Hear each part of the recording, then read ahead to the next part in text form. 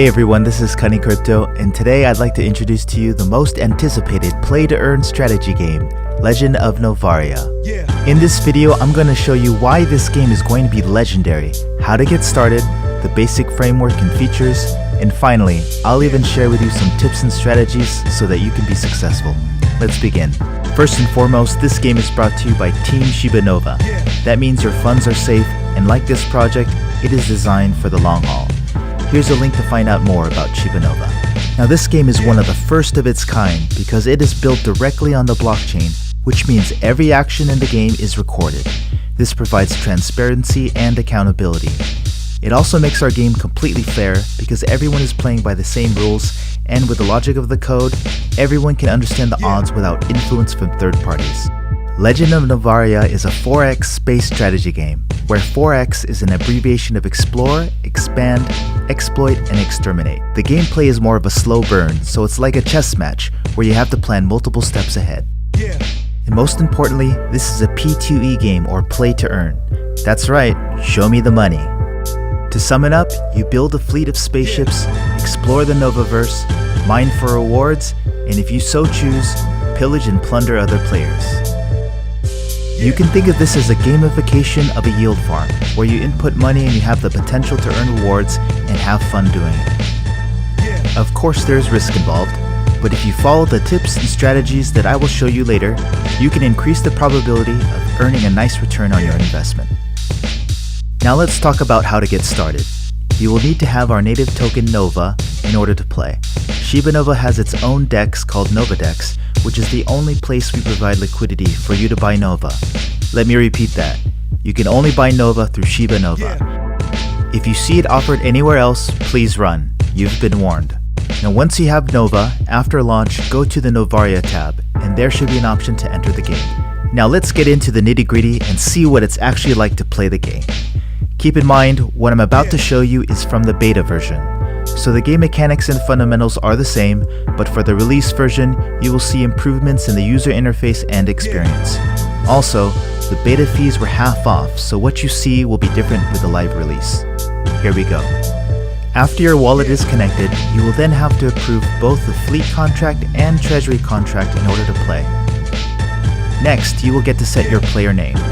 Now remember, this move is recorded on the blockchain, so you can't reverse or modify what you choose. So choose wisely. And here we are. This is the overview tab. On the top from left to right we have your screen name, experience points, which is 1 point for every 10 Nova spent. Next is Nova balance, then mineral balance, which shows the actual amount and the percentage of your max capacity. Location, which has an X and Y coordinate, the current Nova price, and your wallet address. You'll be able to use as many wallets as you'd like, but they will of course incur individual setup costs. This can be a useful strategy and tactic in the game. Next, let's go to the shipyard tab. Here we can see the types of ships that we can build. First ship is the Viper. This is your basic attack workhorse. This is the cheapest ship, and it is the best bang for your buck in terms of attack per Nova spent. It has the lowest shield, which is what you can think of as your ship's health meter. And the size is important because you can only have a max fleet size of 5,000. It doesn't have mining capabilities and doesn't add hangar space. I'll get to that in a minute. Next is the Mole. This is an essential ship because it is the only one with mining capabilities, meaning they are the only way for you to mine minerals or collect salvage, both of which can be turned into Nova. Although there are alternative ways to earn Nova, this is the primary method of harvesting rewards. It has a bigger shield than a Viper, but has no attack power. You definitely don't want to be moving around with only moles in your fleet. For mining, the first number is your mining power. That is how much you can mine in one action. And the second is the capacity. You will see later how this works in action. Then we have the Firefly. This ship requires you to have at least 100 experience points before you can start building them. Now the real benefit of this ship is that it increases your mining capacity. It can't mine on its own because it has zero mining power, but it allows you to mine more, which will dramatically increase your efficiency. It will increase your overall return while saving you on time and travel costs, not to mention limit your exposure. It has a generous shield and even adds some attack. And finally, we have the Gorian. This is available to the more experienced players as it requires 1200 experience points. It has a little bit of attack power and some shield, But the real purpose of this ship is to simply increase your fleet size. This is where the hangar space comes into play. It increases your fleet capacity. So, with a size of 20 and a hangar space of 200, you can effectively increase the available space of your fleet by 180 for each Gorian you possess. Although these are the core ships available, there is opportunity for the team to add more in the future. Now once you've decided which ship you want to build, go to the build ship section. Here you will select which shipyard to use, and when you choose a shipyard, below you will see the location, who currently owns it, and the build fee for using it. The build fee is set by the owner and the fee they will receive for you using it. Then you select which ship you want to build and then the quantity. You will then see the total cost in Nova and a time that it will take to complete. Now if your strategic mind is already churning, yes, you can build in multiple locations at the same time. However, they can only be one type of ship per order and only one order per shipyard. Additionally, you must be physically at the shipyard location in order to claim your ships once they are completed. Here's an example of how to claim your ships. Below you can see a summary of your entire fleet composition and stats, your cooldowns. These are just timers that you must wait out before you can take that action again. For example, when you initiate a mine operation, you have to wait the required time before you can mine again, and when you travel to a location, you typically have to wait before you move again. And finally, there is a section to view any battle progress. Now let's look at the star map. As you can see, this is a grid system which starts on the bottom left, which is location 00, and expands infinitely upwards and to the right. Think of it as a baseball diamond, where home base is here at 00, where Haven is, and the x-axis or horizontal axis goes infinitely towards first base, and the y-axis or vertical axis goes infinitely towards third base.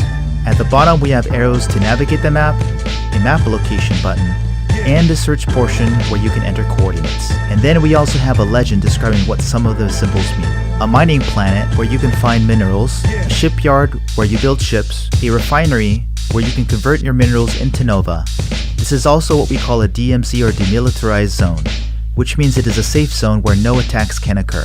And salvage, locations where there was a battle and there was salvage that can be picked up. It is equivalent to minerals which can be also converted to Nova at a refinery. The other icons show you where you are and where certain sizes of groups are located, so you can get a quick glance as to where people are on the map. Alright, now let's look at types of locations on the map. Haven. This is where everyone starts.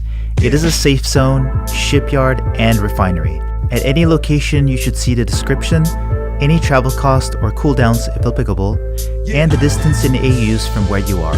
You can also see who is currently there, any battles that are taking place, and another summary of your stats.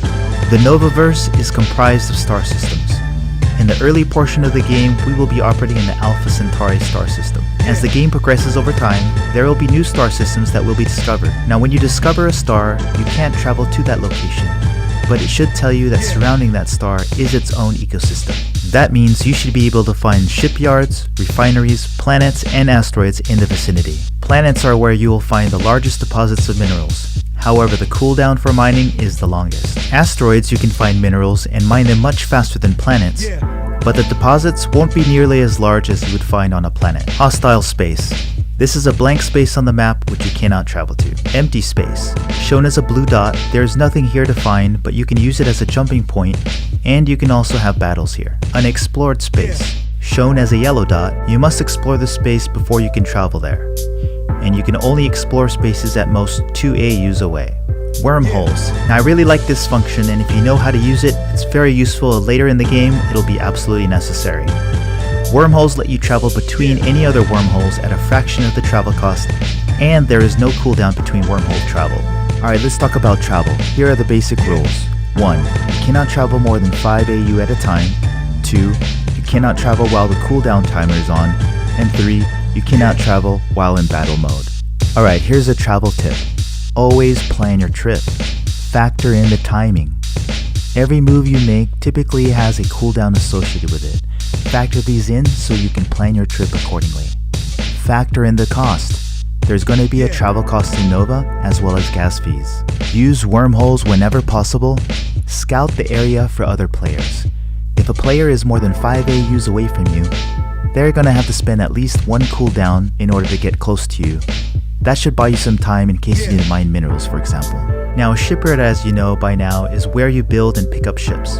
But be wary, most shipyards are not safe zones, only the ones that have a refinery. In fact, this is one of the key features of the shipyard. I explained before that the owner of the shipyard can charge a fee for anyone using it to build ships. This is a nice way to get passive income of Nova. The first person to discover a shipyard automatically owns it, and the cooldown for ownership is 7 days.